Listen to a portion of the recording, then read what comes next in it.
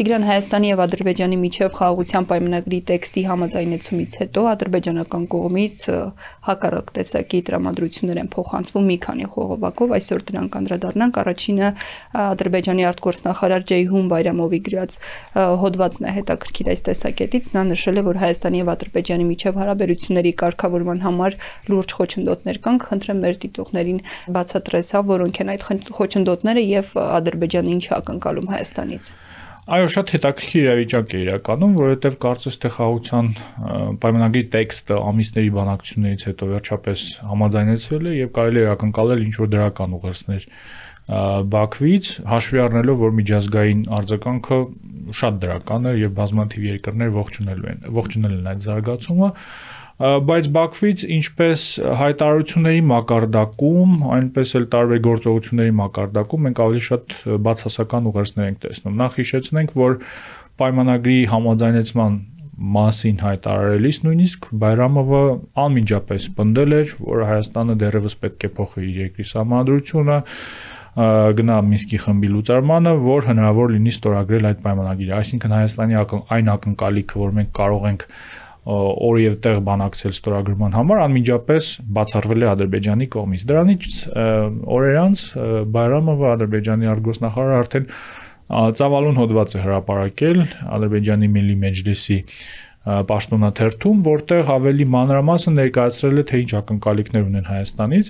Այստեղ այդ հայտնի արդեն նախապայմաններից բացի նա խոսում է նաև հայկական ռևանշիզմի մասին, նա պնդում է, որ Հայաստանում կան ուժեր, որոնք դեռևս ռևանշի հույսով են ապրում,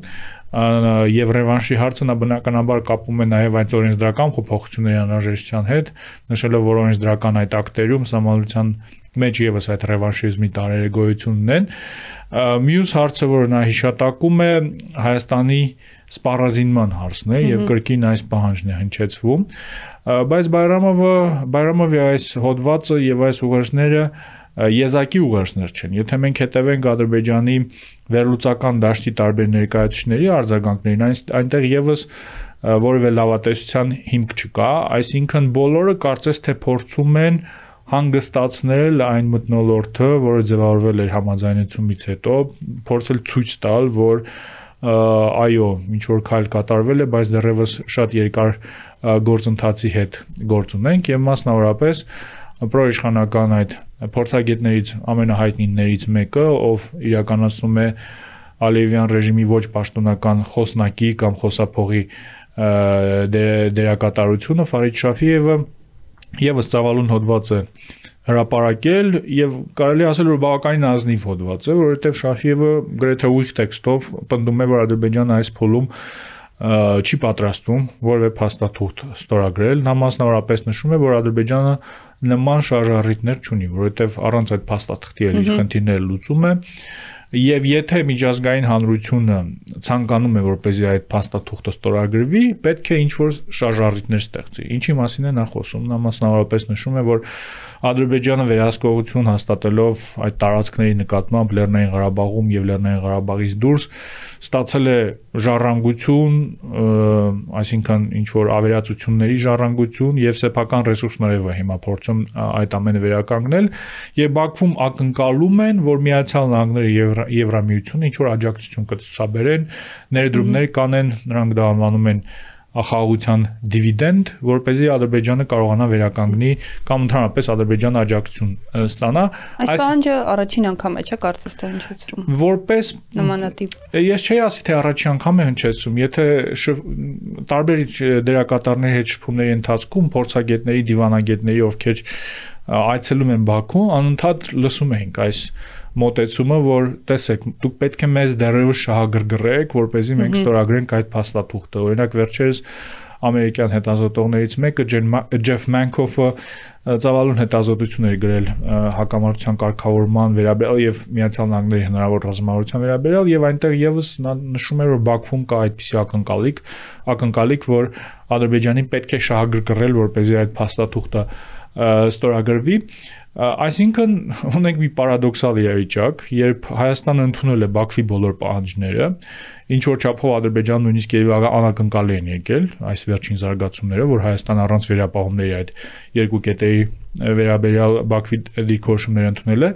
բայց Բաքուն դեռևս փորձում է վաճառել այդ խաղաղության պայմանագիրը, փորձում է համոզել բոլորին, որ իրեն շահագրգռեն այդ փաստաթուղթը ստորագրելու համար։ Բացի այդ, ունենք մի իրավիճակ, որ կարծես թե տեքստի շուրջ համաձայնությունից հետո դեռևս բազմաթիվ հարցեր գոյություն ունեն, որոնք Ադրբեջանը փորձում է ի ցույց դնել այդ պայմանագիրը չստորագրելու համար։ Ու այս առումով իհարկե շատ պարադոքսալ է իշխանությունների եւ իշխանամերձ տարբեր փորձագետների այն մտածողությունը, որ այ տեսեք, մենք գնալով այս միակողմանի զիջմանը, այսինքն ընդունելով Ադրբեջանի պահանջարկի երկու կետերի վերաբերյալ, նվազեցրել ենք հնարավոր էսկալացիայի կամ պայմանագրի ստորագրման ձգձգման գործընթացի պատրվակները Ադրբեջանի համար։ Այն պարագայում երբ այդպիսի պատրվակներ դեռևս շարունակում են գոյություն ունենալ, դրանք բազմաթիվ են եւ մենք եւս բազմիցս նշել ենք, որ Ադրբեջանի նմանատիպ պատրվակներ մեծ հաշվով պետք չեն, եթե պետք լինի նոր թեմաներ կհորինի։ Տիգրան, վերջին մի քանի օրվա ընթացքում մոտ 1 տասնյակ անգամ պաշտպանության նախարարությունը մեր հերքում էր, որ հայկական կողմից հարձակում է եղել եւ այլն կամ կրակոցներ են հնչել, այս ամեն ինչը ինչու է ադրբեջանական կողմը տարածում, արդյոք զուտ ուղակի խաղ է, թե էլի ինչ որ բան ստանալու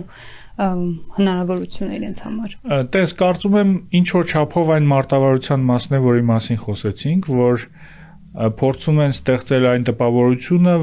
որ այս համաձայնեցմամբ խնդիրը չի լուծվել, իդեպ մոռացա նշել, կվերադառնամ այս հարցին, որ նույն Ֆարիդ Շաֆիևը սկսել է օգտագործել շատ հետաքրքիր խոսույթ եւ Ֆարիդ Շաֆիև ասելով պետք է հասկանալ Բաքուն, որովհետեւ Ֆարիդ Շաֆիևը ինքնուրույն խոսույթներով հանդես չի գալիս, որ հապճեպ խաղաղությունը, պայմանագրի հապճեպ ստորագրումը երկարատև խաղաղության չի բերելու։ Եվ այստեղ հետաքրքրական է, որ Ադրբեջանի այս նոր խոսույթը գրեթե նույնական է ռուսական խոսույթի հետ։ Եթե հետևենք օրինակ Ռուսաստանի փոխարտգործնախարար Գալուզինի հայտարարությունների, որոնք պարբերաբար արվում են մեր հակամարտության եւ տարածաշրջանի վերաբերյալ, նույն բառապաշարով, որ հապճեպ պայմանագրի ստորագրումը, հապճեպ քայլերի կատարումը երկարաժամկետ խաղաղության չի բերելու։ Եվ վերադառնալով արդեն էսկալացիայի հնարավոր կամ այդ մեղադրանքների հարցին, կարծում եմ առաջին նպատակը հենց այդ է, ցույց տալ, որ մեծ հաշվով դեռևս խնդիրներ գոյություն ունեն, պետք չէ մտածել, որ մենք ինչ որ խաղաղության ճանապարհով ենք գնում, Հայաստանը շարունակում է ապակառուցողական քայլեր կիրառել։ Երկրորդ բացատրությունը կարող է լինել իհարկե այն, որ ի հեճուկս այն հանգամանքի, որ տեքստը համաձայնեցվել է, հիմնական խնդիրները չլուծված են դեռևս, այսինքն կոմունիկացիայի հարցը որևէ լուծում չկա, չնայած Հայաստանը առաջարկել էր այդ բեռնափոխադրումների տարբերակը երկաթ գծով, կարծես թե Ադրբեջանից դրական պատասխան չկա, այլ հարցերով եւս դեռևս կարող են խոչընդոտներ լինել, եւ այստեղ երրորդ դիտարկումը, որը ես կցանկանայի անել, այն է, որ Հայաստանի կողմից դիտորդական առաքելությունից հրաժարվելու այդ պատրաստակամությունը փաստաթղթի ստորագրման եւ վավերացման պայմաններում, ինչպես արդեն նշել էի նախորդ թողարկման ընթացքում, լուրջ վտանգներ է պարունակում, որովհետեւ եթե հիմա մենք տեսնում ենք, որ տեքստը համաձայնեցվել է, Ադրբեջանը գնում է սրացման, էսկալացիաներ է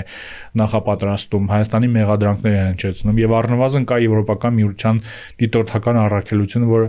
պարբերաբար շատ հստակ արձանագրում է, որ այս մեղադրանքները որևէ կապ չունեն իրականության հետ, հիմա պատկերացրու, որ այդ փաստաթուղթը ստորագրվել է, բայց խնդիրները դեռևս շարունակում են գոյություն ունենալ կոմունիկացիաների հարցում, դելիմիտացիայի գործընթացում Ադրբեջանը հասել է ինչ որ մի պահի, որտեղ այլևս չի շարունակում, չի ցանկանում շարունակել այդ գործընթացը եւ պատկերացրու, որ չկա Եվրոպական միության դիտորդական առաքելություն, այսինքն չկա այն երրորդ կողմը, որ արձանագրում է, որ այս բոլոր մեղադրանքները կապ չունեն իրողությունների հետ գետնի վրա եւ այդ իրավիճակում իհարկե Հայաստանի անելիքները շատ ավելի բարդ են լինելու, այսինքն այդ իրավիճակում մենք ունենալու ենք հայտարարություն Ադրբեջանի կողմից, հայտարարություն Հայաստանի կողմից եւ միջազգային հանրության անորոշ ինչ որ պատկերացումը իրավիճակի մասին, քանի որ կա ընդամենը երկու հայտարարություն։ Այդ դեպքում Ադրբեջանի շահավորն էր պայմանագրի այդ կետերի շուրջ համաձայնեցված լինելու մասին հայտարարություններ տարածել կամ ասել, որ այս փուլում բանակցություններն ավարտված են, եթե նման մտահոգություններ ունի, նոր պահանջներ ունի, ինչ է դա տալիս իրեն։ Ամենաշատ տրվող հարցն է վերջին օրերի ընթացքում, ինչու է Ադրբեջանը համաձայնել այս տարբերակին, բայց խնդիրը այն է, որ Ադրբեջանը չի համաձայնել։ Խնդիրը այն է, որ Ադրբեջանը ուներ ինչ որ դիրքորոշումներ Եվ կարծում եմ չէր ակնկալում, որ Հայաստանը կընդունի ամբողջովին այդ դիրքորոշումները, եւ երբ Հայաստանը հետ է ուղարկել իր տարբերակը, որտեղ որևէ վերապահումներ չուներ ադրբեջանական տարբերակների վերաբերյալ, պարզապես այլընտրանք չունեին, քան հայտարարել, որ համաձայնեցված է տեքստը, այսինքն շատ տարօրինակ կլիներ, եթե Ադրբեջանը այդ ամենը Հայաստանի կողմից այդ ամենը ընդունելուց հետո մի հատ էլ ինչ որ հավելյալ պահանջներ դներ, այսինքն սա ադրբեջանական որոշում չէ, սա Հայաստանի կառավարության որոշումն էր, որի երևի հաշվարկը այն էր, որ այս փուլում, երբ Միացյալ Նահանգներում անորոշ գործընթացներ են տեղի ունենում, երբ պարզ չէ Միացյալ Նահանգների ներգրավվածությունը ինչպիսին է լինելու, եւ պարզ չէ ընդհանրապես Միացյալ Նահանգներ Ռուսաստան հարաբերություններում ինչպիսի զարգացումներ լինելու, այսինքն աշխարհակական անորոշության պայմաններում երևի մտածողությունը այն էր, որ այս բանին ավելի լավ է ընդունենք այն ինչ կա, հասկանում ենք, որ վատ փաստաթուղթ է, բայց այնուամենայնիվ ինչ որ փաստաթուղթ է, ընդունենք հույս ունենալով իրավիճակը մի քիչ կկայունանա, բայց ինչպես արդեն նշեցի, նույնիսկ այս միակողմանի զիջումները, այսինքն ադրբեջանական մոտեցումների ամբողջական ընդունումը որևէ կայունություն չբերեց։ Դրանից հետո իրավիճակը ավելի ապակայունացվեց եւ շարունակում է ավելի անկայուն մնալ։ Զրույցը ամփոփելով կուզեի նաեւ խոսենք թուրք լրագրողների այցի եւ Նիկոլ Փաշինյանի հետ ունեցած հարցազրույցի մասին, նախորդ թողարկմանը չենք հասցրել դրանից խոսել։ Իհարկե հիմնականում նոր ինչ որ թեզեր կամ դիտարկումներ վարչապետը չարեց, խոսել էր այն ամենի մասին, ինչի մասին վաղուց ասել էր, բայց դու մեր նախազրույցում նշել ես, որ շատ կարևոր էր հենց անդրադառնալ, թե ինչու են հենց հիմա հրավիրվել թուրք լրագրողները եւ որն էր հիմնական նպատակը դրա։ Այո, կարծում եմ Հայաստանը հիմա փորձում է հատկապես տեքստի համաձայնեցումից հետո տարանջատել հայ-թուրքական գործընթացը հայ-ադրբեջանական գործընթացից, այսինքն այն հանգամանքը, որ հրավիրել են այդ լրագրողները, որոնք ներկայացնում են տարբեր դիրքորոշումներ ունեցող լրատվամիջոցներ ու այն թեզերը, որոնք մենք ամեն օր լսում ենք Հայաստանում, այսինքն թեզերի առումով ուղերձների առումով որևէ նորություն չկար։ Նորությունը այն էր, որ այդ ամենը ինչը ասում է թուրքական հանրության, այսինքն փորձում է տեղ հասցվել այն այսպես կոչված իրական Հայաստանի հայեցակարգը հենց թուրքական լսարանին եւ նպատակը այդ գործընթացների տարանջատումն են։ Հայաստանում շատերը մտածում են, որ Թուրքիան ավելի կառուցողական է տրամադրված այս ողջ գործընթացին եւ եթե Ադրբեջանը փորձում է ավելի մաքսիմալիստական քայլեր ձեռնարկելով ստանալ ավելին, քան ինչ հիմա կա, Թուրքիան տեսականորեն կարող է պատրաստ լինել գնալ կարգավորման, եթե չլիներ ադրբեջանական խոչընդոտում, բայց այնուամենայնիվ ակնհայտ է, որ այս փուլում այդ նպատակը բավականին դժվար է լինելու իրականացնել,